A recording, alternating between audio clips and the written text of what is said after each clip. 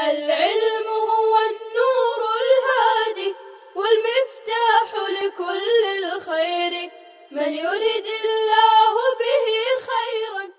لله وكفى وسلام على عباده الذين اصطفى اما بعد.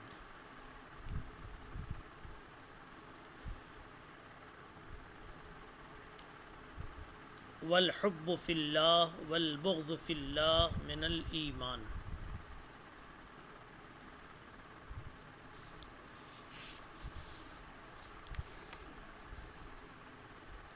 حب فی اللہ اور بغض فی اللہ ایمان کا جزو ہے.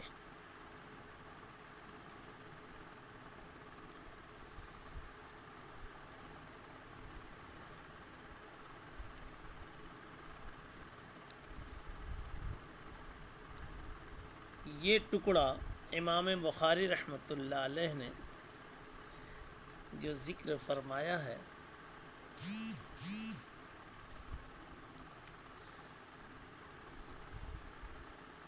یہاں دو تین باتیں جاننی. پہلی بات تو یہ ہے کہ یہ خود حدیث ہے یا امام بخاری رحمہ اللہ یا کسی اور کا کوئی مقولہ ہے.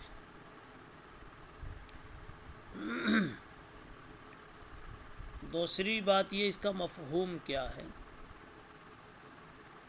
اور تیسری بات یہ ہے کہ اس کو ذکر کرنے کا مقصد کیا ہے.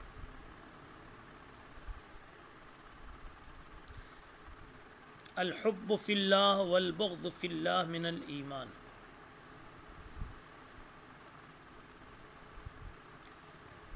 کہ حب فی اللہ اور بغض فی اللہ یہ ایمان کا جزو ہیں. تو پہلی بات یہ حل کر لیجئے کہ یہ عبارت حدیث ہے یا کسی اور کا کلام ہے. حافظ ابن حجر رحمۃ اللہ علیہ کو اللہ تعالیٰ بے حد جزائے خیر عطا فرمائے.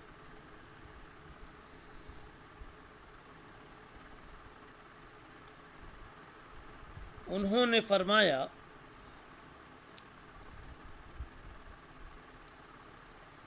کہ ابو داؤد شریف میں ایک حدیث ہے،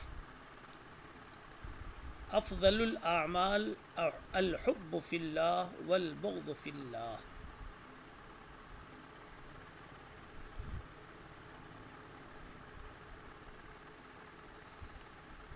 تو امام بخاری رحمۃ اللہ علیہ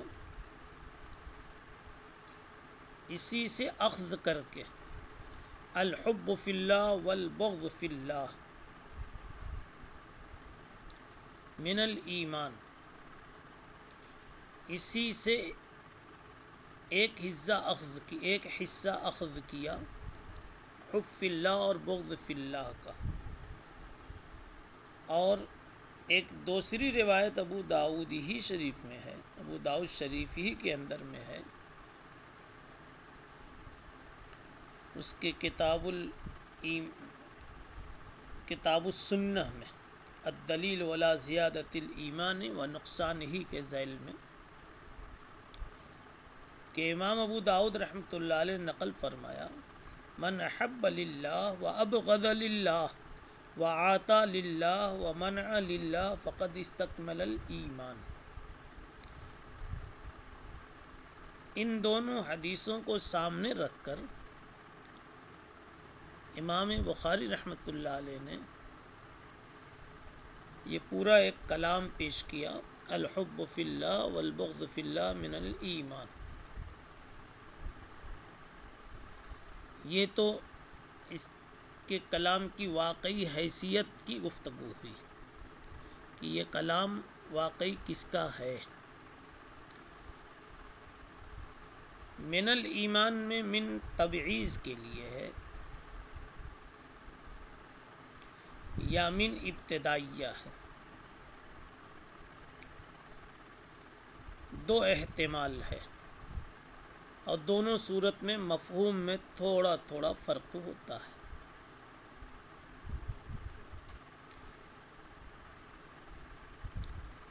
من تبعیضیہ ہو تو مطلب ہوگا کہ یہ دونوں چیزیں ایمان کے اجزاء ہیں۔ پھر وہ بات آگے بڑھے گی، اجزاء ہیں تو ایمان گویا کل ہے اور مرکب ہے، اور جو شے مرکب ہوتی ہے اس میں کمی بیشی کا امکان و احتمال بلکہ وقوع بھی ہوتا رہتا ہے۔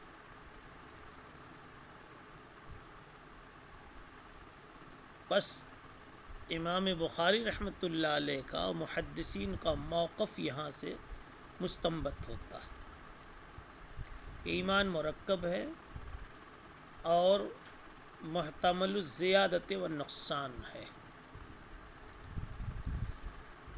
دوسرا احتمال یہ ہے کہ من کو ابتدائیہ لیا جائے،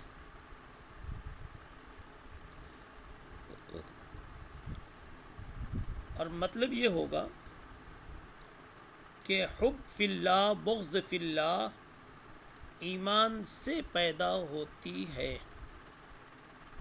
یہ دونوں چیزیں ایمان سے پیدا ہوتی ہیں۔ گویا اس کا منشا اور مولد، اس کا سرچشمہ یہاں بتایا، جز ہونا نہیں بتایا۔ لیکن بہرحال امام بخاری رحمۃ اللہ علیہ چونکہ پچھلی کئی آیتیں وہ اسی مقصد کے لیے لا رہے ہیں کہ ایمان کی ترکیب اور نقص و زیادت پر گفتگو کریں، اس لیے یہاں من تبعیضیہ ان کے موقف کا لحاظ کرتے ہوئے مراد لینا ہوگا۔ اب اگر ان کے موقف کے اعتبار سے من کو تبعیضیہ رکھا جاوے تو زیادہ سے زیادہ وہی بات پھر اٹھے گی کہ ایمان مرکب ہوا اور گھٹنے بڑھنے والا ثابت ہوا۔ اس کا جواب بھی وہی ہے جو پچھلی آیات کے متعلق پیش کیا گیا تھا کہ نفس ایمان کے تعلق سے یہ بات نہیں ہے، وصف ایمان کے تعلق سے یہ جزئیت نفس ایمان کے لیے نہیں ہے، وصف ایمان ایمان کامل کے لیے ہے۔ اور ان تمام جگہوں پر جو پچھلی آیتوں میں باتیں آئی اور آگے جو کچھ باتیں آئیں گی، ایمان کے لیے جزئیت کا ثبوت و عدم ثبوت، اس کے لیے ایک دوسری تعبیر اور ایک دوسری تشریح بھی کر لی جاوے۔ کسی بھی شے کے جزو دو طرح کے ہوتے ہیں، جزو تقویمی اور جزو تکمیلی۔ پہلے بھی یہ بات ضمناً آ چکی ہے۔ تقویمی کا مطلب وہ بنیادی جزو، حقیقی جزو جس کے بغیر شے کا وجود نہ ہو، اور تکمیلی جس کے بغیر شے کا وجود تو ہو سکے اگر البتہ اس میں کمال اور حسن اور زینت پیدا ہونا وہ اس پر موقوف ہو، اس جزو پر موقوف ہو۔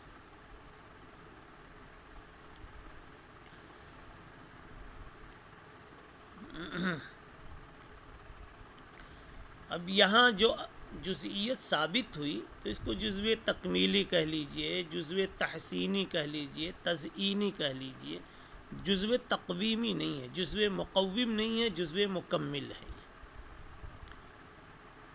لہذا امام بخاری کا متکلمین سے امام ابو حنیفہ پہ کوئی بنیادی اعتراض اختلاف نہیں ہوا، اس لیے کہ جزو تکمیلی کے متکلمین منکر نہیں،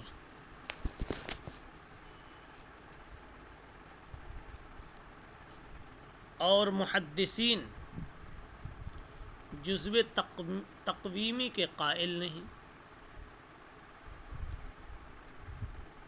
لہذا یہ کہا جا سکتا ہے کہ جزو تکمیلی ہونا دونوں کے نزدیک مسلم ہے، اور جزو تقویمی نہ ہونا دونوں کے نزدیک یہ بھی ثابت ہے، اس لیے بنیادی طور پر کوئی اختلاف نہیں ہوا۔ آگے آپ دیکھیے، ہاں ایک کام اور رہ گیا تھا کہ اس کا مفہوم کیا ہے. حب فی اللہ بغض فی اللہ ایمان کا نتیجہ ہے. حب فی اللہ کیا چیز ہے؟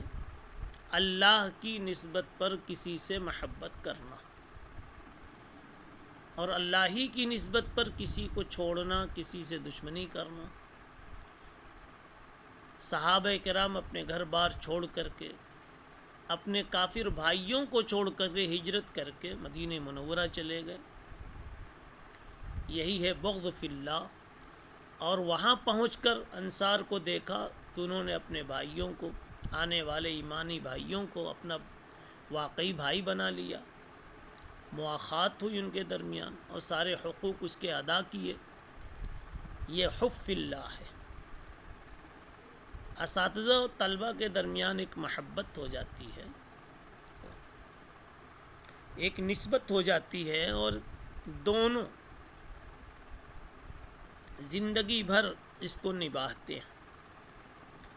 اساتذہ اسی قرآن و حدیث کی نسبت پر ان کو اپنا طالب علم سمجھتے ہیں، اور طلبہ تو اپنا استاد سمجھتے ہیں. اور نہ معلوم جتنی دوری ہوتی جاتی ہے ویسے ہی ان کے دل میں کیسے محبتیں بڑھتی جاتی ہیں، اور جتنے دن گزرتے جاتے ہیں ان کی محبتوں میں اضافہ ہوتا جاتا ہے. یہ حب فی اللہ ہے. اور مدارس میں جو گرفت ہوتی، تربیت گاہوں میں جو گرفت ہوتی ہے، وقتاً فوقتاً کسی طالب علم کے ساتھ ناراضگی کا اظہار ہوتا ہے، وہ بھی بغض فی اللہ کی قبیل سے ہے. اسی لیے جب طالب علم اپنی اس روش سے باز آ جاتا ہے، سارا کیس، سارا قضیہ ختم ہو جاتا ہے. اب اگلی چیز دیکھیے، وَكَتَبَ عُمَرُ بْنُ عَبْدِ الْعَزِيزِ إِلَىٰ عَدِيِّ بْنِ عَدِيٍّ. عمر ابن عبد العزیز نے عدی ابن عدی کو لکھا. کیا لکھا وہ تو ابھی بعد میں دیکھیں گے، اس سے پہلے ان دونوں شخصیتوں کو تھوڑا سا دیکھ لیجیے. عمر ابن عبد العزیز وہی ہیں جن کی دیانت، امانت، عدالت، ثقافت اور جن کی امامت کو دیکھ کر کے ان کو 5واں خلیفہ راشد کہا جانے لگا، اور اس امت کا ان کو مجدد اول قرار دیا گیا ہے. سن 61 ہجری میں ان کی ولادت ہوئی، سن 101 ہجری میں ان کی وفات ہوئی. آپ کو مقدمات کتاب کے مباحث میں یہ بات سننے کو ملی ہے کہ رسول اللہ صلی اللہ علیہ وسلم کی حدیثوں کو سرکاری طور پر مدون کرانے کا تجدیدی کارنامہ انہوں نے ہی انجام دیا. حضرت کی ہی برکت سے حدیثوں کی تدوین کا کام شروع ہوا. اور ایک بات بڑی مشہور ہے ان کے زمانے خلافت کی، کہ ان کے زمانے مملکت میں، زمانے خلافت میں اس قدر عدل تھا کہ آپ کے عدل کی برکت سے بکری اور بھیڑیا بھی ایک جگہ گھاٹ پہ پانی پی لیتے تھے. بھیڑیا بکری کو کوئی نقصان نہیں پہنچاتا. کبھی کوئی بہت بڑا عادل ہوتا ہے تو اس کے متعلق اس طرح کی مثل کہی جاتی ہے، اور مثل جو ہے وہ مثل ہوتی، اس کے مشابہ ہوتی، بالکل ویسی ہو کہ نہ ہو. لیکن عمر ابن عبد العزیز کے زمانے میں واقعی اس کا ایسا اثر ظاہر ہوا تھا، اور واقع میں یہ اثر دکھا تھا کہ حیوانات میں بھی اس قسم کے اثرات نظر آ رہے تھے کہ کوئی کسی پر ظلم نہیں کرتا تھا. عمر ابن عبد العزیز رحمۃ اللہ علیہ کی انہی خوبیوں کو دیکھ کر کے، ان کی دیانت کو، تقوی، شرافت وغیرہ کو دیکھ کر کے کسی نے سوال بھی کر دیا کہ بعض صحابہ کرام جو بہت کم فضیلت والے نظر آتے ہیں کہ نہیں نظر آتے ہیں، ان کو لے کر کے ان کے مقابل میں کھڑا کر دیا۔ مثلا عبداللہ ابن مبارک رحمۃ اللہ علیہ سے کسی نے پوچھا کہ حضرت معاویہ کے بارے میں پوچھا پہلے کہ وہ کیسے ہے، تو فرمایا،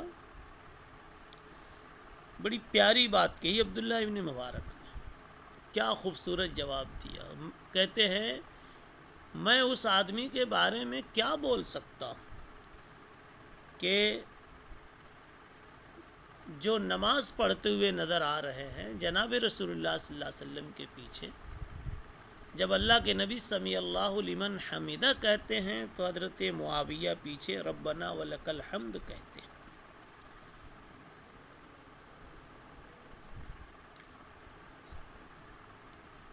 فرمایا ما اقول فی رجل قال رسول اللہ صلی اللہ علیہ وسلم سمیع اللہ لمن حمیدہ فقال خلفہ ربنا ولک الحمد۔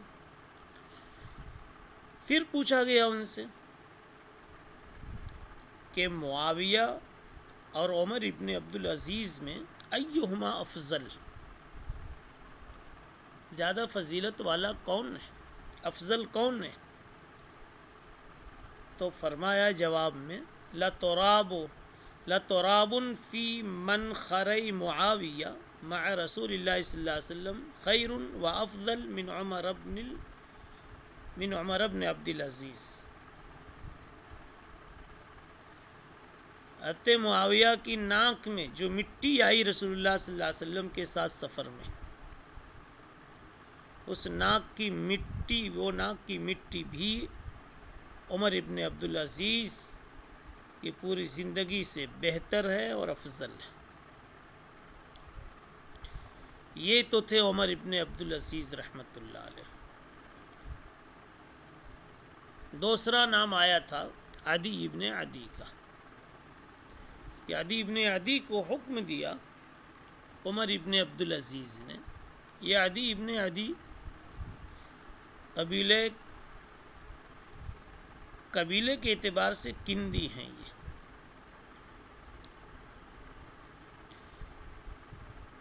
کسی مقام پر عمر ابن عبدالعزیز رحمۃ اللہ علیہ کی جانب سے گورنر تھے۔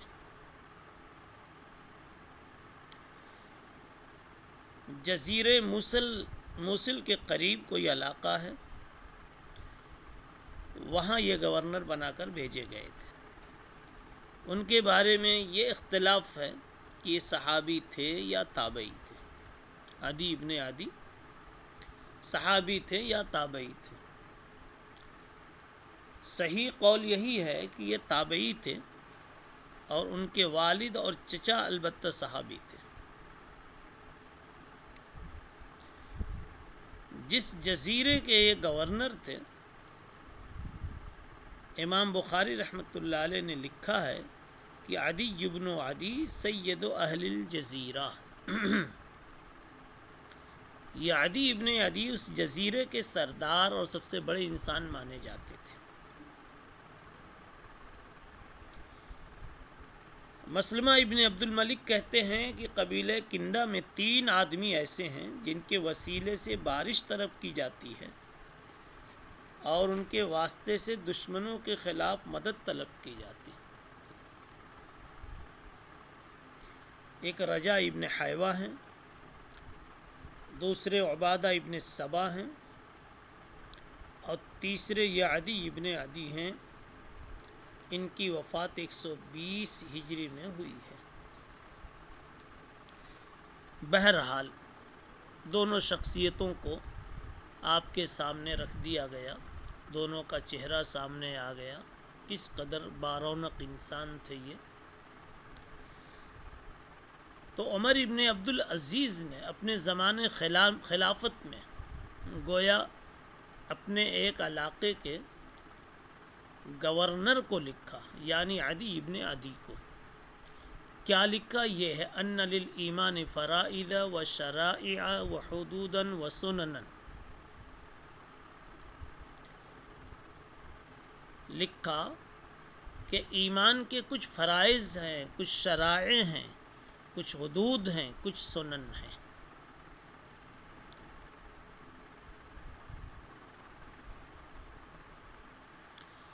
فرائض سے کیا مراد؟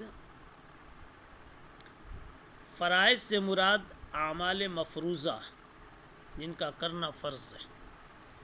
شرائع سے مراد عقائد ہے،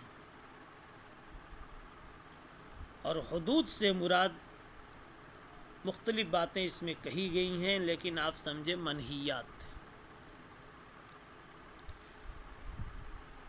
بعض حضرات نے اس طرح کا معنی مراد لیا ہے کہ فرائض سے مراد تو عقائد ہیں اور شرائع سے مراد احکام ہیں، اور حدود سے مراد منہیات ہیں۔ اس سیرت نے پورا دین عقائد سے لے کر اعمال تک سارا دین اس میں آ جاتا ہے۔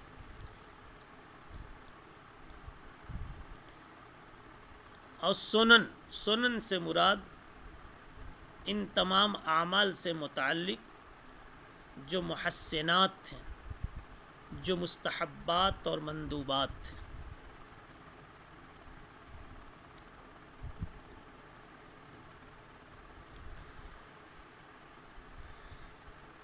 حضرت عمر ابن عبدالعزیز نے ایمان کے یہاں 4 اجزاء بیان فرمائے: فرائض، شرائع، حدود، سنن۔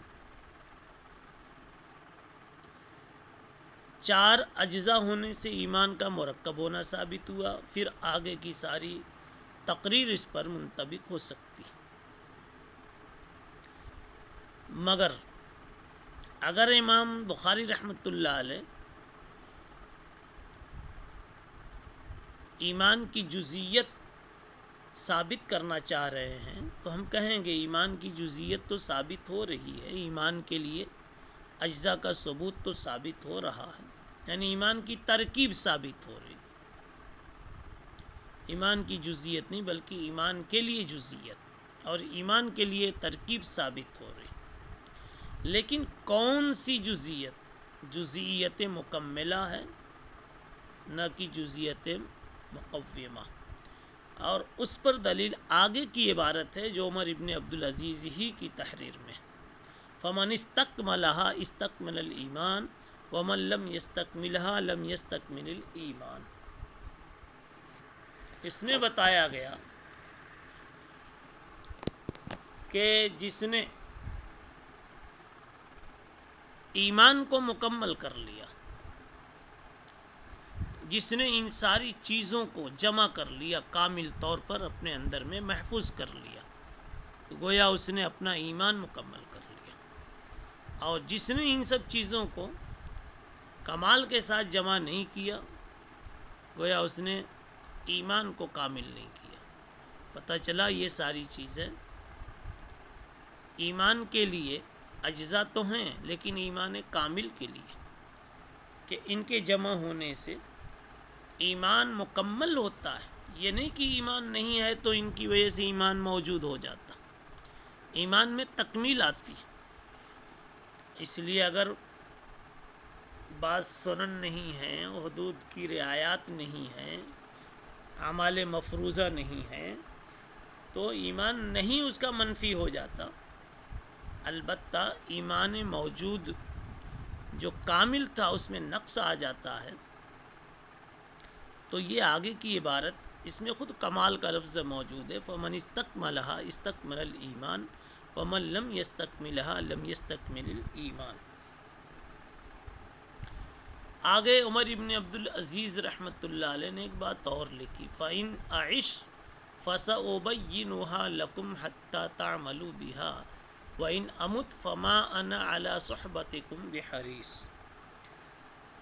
اگر میں جیتا رہا، حضرت فرماتے ہیں عدی بن عدی کو، اگر میں جیتا رہا تو ان کی تفصیلات بیان کروں گا تاکہ تم ان پر عمل کرو، اور اگر میں زندہ نہیں رہا میری موت آ گئی تو مجھے تمہارے ساتھ رہنے کا کوئی شوق بھی نہیں۔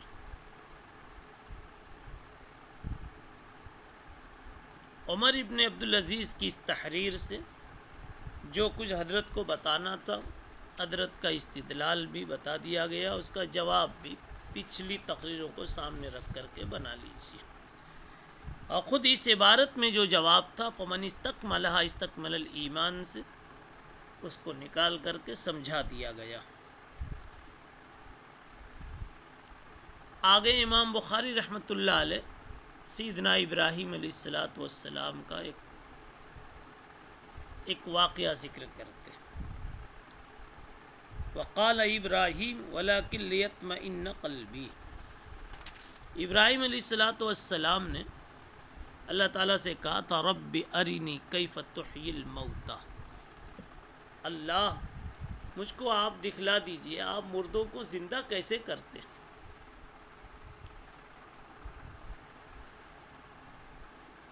اللہ تعالیٰ نے پوچھا بلا قال بلا ولکن لیطمئن قلبی، پوچھا اللہ تعالیٰ نے اولم تؤمن، ایسا کیوں سوال کر رہے ہو کہ زندہ کرتا ہوں تو دکھلا بھی دوں، کیا اطمینان نہیں ہے؟ جواب دیا ولکن لیطمئن قلبی، تاکہ میرے یقین میں اور میرے قلب میں اور زیادہ اطمینان کی کیفیت ہو جائے، یقین میں اضافہ ہو جائے۔ لیطمئن قلبی کی تفسیر سعید ابن جبیر نے یزداد یقینی سے فرمایا،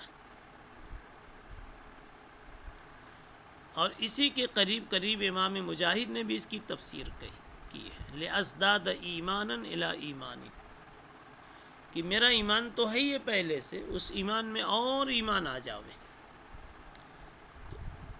حضرت ابراہیم علیہ السلام کے اس ملفوظ میں ایمان کے بڑھنے کی بات کہی گئی ہے۔ اس کا جواب پہلے ہی حل کر لیجئے، یہاں حضرت ابراہیم علیہ السلام کے کلام میں زیادت ایمان مراد نہیں ہے، بلکہ اصل میں ان کو اس قدر شوق تھا اللہ کے عمل احیاء کو دیکھنے کا کہ دیکھ کر اپنے شوق کی تسکین کرنا چاہتے تھے۔ ایک چیز کا یقین ہوتا ہے لیکن نہایت عجیب ہونے کی وجہ سے اس کو دیکھنے کا آدمی شوق ظاہر کرتا ہے، اس کے لیے سیدنا ابراہیم علیہ السلام نے یہ بات پیش کی۔ یہاں ہرگز یہ سوال نہیں تھا کہ سیدنا ابراہیم اپنے استفسار کے لیے اور شک و تردد کو دور کرنے کے لیے انہوں نے یہ پوچھا ہو، ہرگز سوال کا یہ منشا نہیں تھا۔ کیفا کا استعمال کبھی تو استعجاز کے لیے ہوتا ہے، کبھی استعجاب کے لیے ہوتا ہے، کبھی استفہام کے لیے ہوتا ہے۔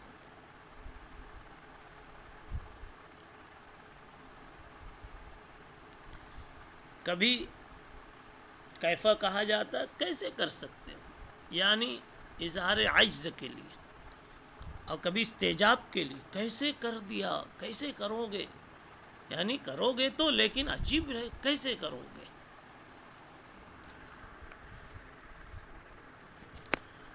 تو یہ اظہار عجز کے لیے نہیں ہے، بلکہ یہاں پر کیفا تحیی الموتى میں کیفا برائے استعجاب ہے، اور اطمینان کے لیے، اطمینان کے حصول کے لیے یہ سوال کیا انہوں نے۔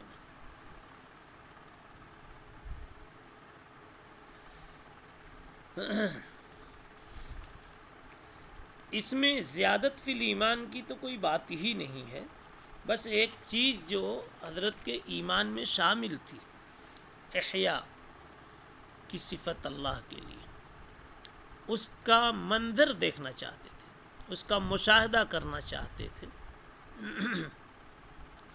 اس کی بنیاد پر حضرت نے یہ سوچا، سیدنا ابراہیم علیہ السلام نے، کہ اگر ایک مرتبہ یہ منظر سامنے آ جاتا تو اس کا لطف بھی آ جاتا۔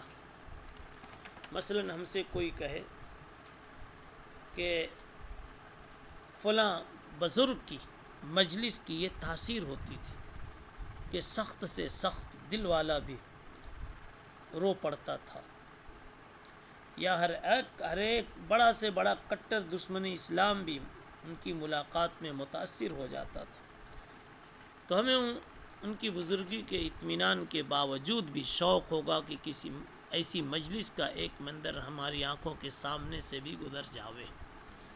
جبکہ یہاں تو یقین ہو نہ ہو، اس میں تو منفی کا بھی احتمال ہے، غیر کا بھی احتمال ہے، اس لیے کہ بندوں سے متعلق یہ صفات۔ اور رب ارنی کیف تحیی الموتیٰ میں صفت احیاء جس ذات سے متعلق ہے وہاں تم منفی کا سوال ہی نہیں، یعنی ہے احیاء کی صفت اللہ میں تو ہے، واقعی ہے، اس لیے ایمان بڑھانے کے لیے نہیں، ایمان تو ہے، البتہ ایمان کے ایک مقتضا شوق و اضطراب کی تسکین کے لیے کہ دیکھ کر کے ذرا دل میرا ٹھنڈا ہو جائے، اسی کے لیے کہا لیطمئن قلبی۔ اس کا ایک ترجمہ یہ بھی آپ کر سکتے ہیں لیطمئن قلبی، تاکہ اس صفت کو دیکھ کر کے مجھے لذت محسوس ہو، تاکہ میں اس کا لطف اٹھاؤں۔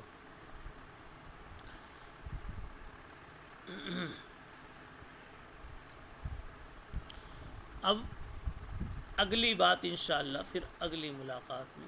سبحان اللہ بحمدہ سبحان۔ السلام عليكم، لا تنسوا الاعجاب بالفيديو والاشتراك في القناة تشجيعا لنا لنستمر بنشر المزيد إن شاء الله.